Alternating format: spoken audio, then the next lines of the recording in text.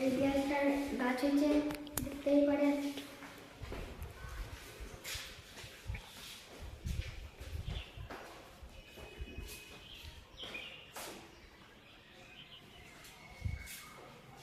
দেখতেই পাচ্ছেন উপরে সূর্য আছে।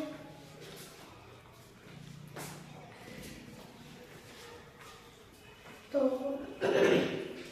আপনারা লাইক সাবস্ক্রাইব করতে দেবেন, কেমন লাগছে কমেন্টে জানাবেন।